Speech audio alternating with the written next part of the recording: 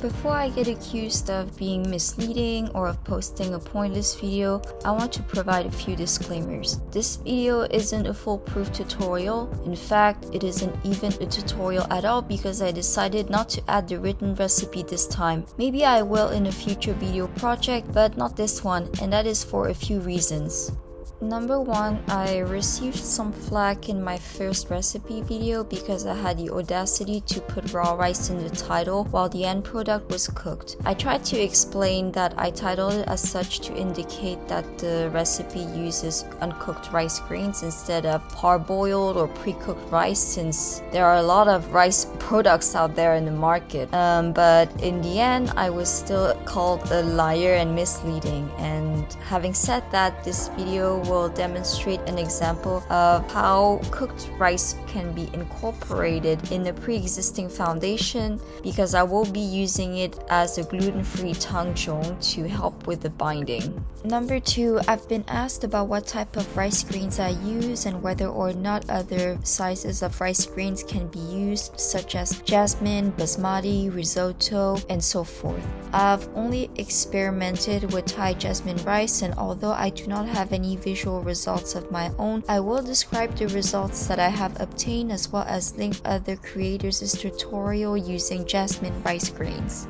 So, as you've seen in the passing footage, I've soaked my rice grains overnight. If you're pressed for time, you can soak at room temperature for at least 3 hours. The longer the better. If you're going to soak your grains for more than 5 hours, put it in the fridge. If you're wondering how long can you leave the soaked rice in the fridge, the answer is 2 to 3 days while changing the water daily. No more than that, or the rice will sour and spoil. When the soaking is done and you're ready to make your batter, drain the hydrated grains. When you're ready to add them to your blender, make sure you turn on and tare your kitchen scale because you want to see how much water has been absorbed so that you know how much more you need to add. In this batch, I soaked 300 grams of dry grains and obtained about 395 grams after soaking and draining. The hydration level I use for my rice bread goes up to 90%, so I will add enough water to obtain a total of 570 grams because 0.9 times 300 is 270. 270 plus 300 equals 570.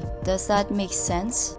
Now let's move on to the rest of the ingredients. The amount will be in proportion to the 300 grams of rice that I started with. So I tend to measure 2% of salt, 10% of sugar, and 7% of fat. So that means 6 grams of salt, 30 grams of sugar, and 24 milliliters of oil. I use rice bran oil, but use the oil you prefer as long as it is neutral in flavor, unless you wanted to give it a distinctive fragrance, of course. Your bread, your rules. I also thought I'd give the approximate measurements in percentages so that people can adjust the recipe according to the size of their pans. Last and optionally, I added 20% of cooked rice as a gluten-free tangjong to strengthen the binding and make the rice bread more supple. I emphasize that this is optional because you can still obtain great results without this step. Just make sure you transfer your bread pan to the oven very gently because both with or without the cooked rice, the batter still needs to be liquid.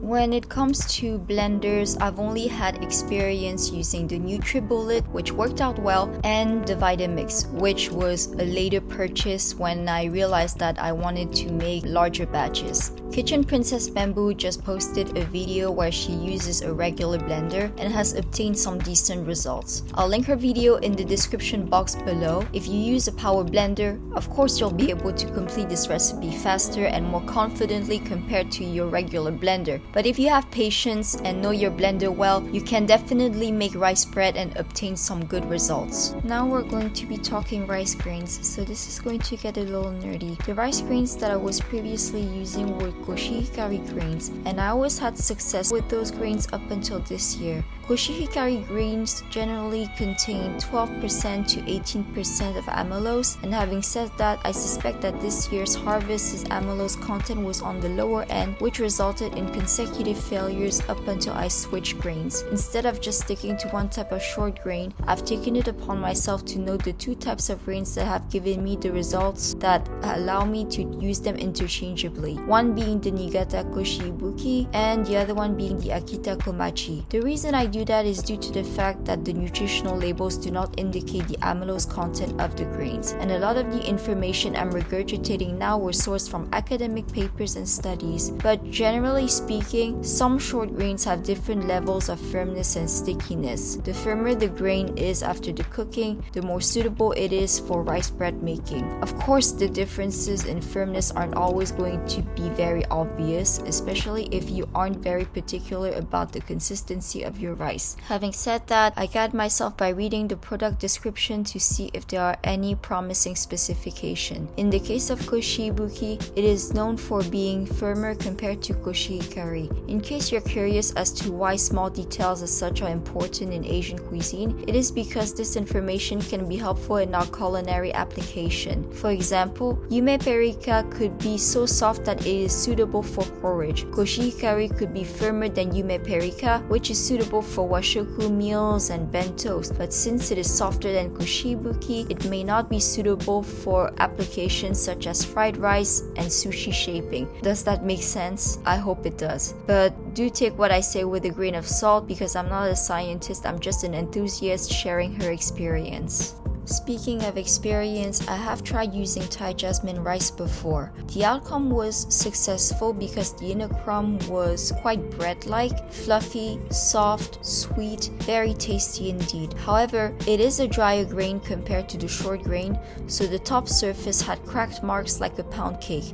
And although this doesn't affect the quality and taste and you can still make a gluten-free sandwich, the main difference is in the aesthetics. Only when I've used short grain rice did I successfully obtain the smooth and convex surface that I like on my bread loaves. For the yeast, I used 2% of the weight of the rice grains. I did not add it to the mixture until the blending was completed to avoid any potential overheating from the blender's motor. Please avoid the mistake I make where I pour all the batter over. I should have added a small amount of batter to the yeast and mixed it thoroughly before adding the rest to homogenize the entire mixture. In this video, I was not prepared to realize that there were unmixed little clumps of yeast. They weren't noticeable until the first proofing. I'm lucky that I proofed this batter 2 times, which gave me the chance to give it a final mix before the second and final proofing. Gluten-free bread doesn't proof the same as traditional wheat bread. Not only does it not take as long as the traditional recipes,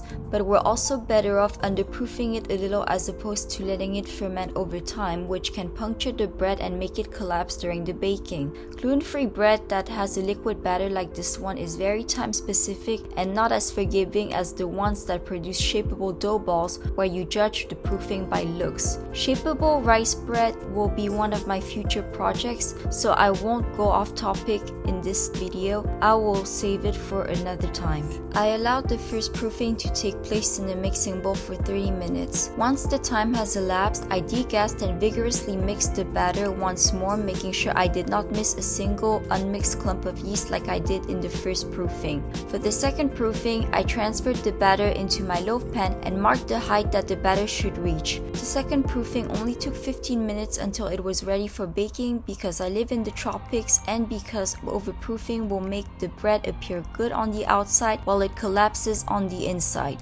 When baking, the oven should be at 180 degrees Celsius. Be very careful when you transfer the batter. Spray water in the oven to create steam for the first 10 minutes with intervals that allow the bread to rise so that the crust doesn't form too early. Bake the bread for a total of 25 minutes, and once the time has elapsed, retrieve your bread loaf and brush it with an appropriate amount of oil on top, then turn on the broiler for an additional 5 to 8 minutes. Each broiler is different, so babysit the color of your bread. Now that the baking is done, do not remove the bread from the pan yet. It is way be too soft, so allow the bread to cool down in the tin so that the shape and height can be maintained. This step will take a few hours. Rice bread is so different from wheat bread. It's a labor of love from the start to finish. Based on my experience, I always found it easier to slice the bread when I allowed the loaf to cool overnight in the fridge because it will firm up and be able to sustain the strength of the blade, if that makes sense. Because if the bread is too soft, then it will tear,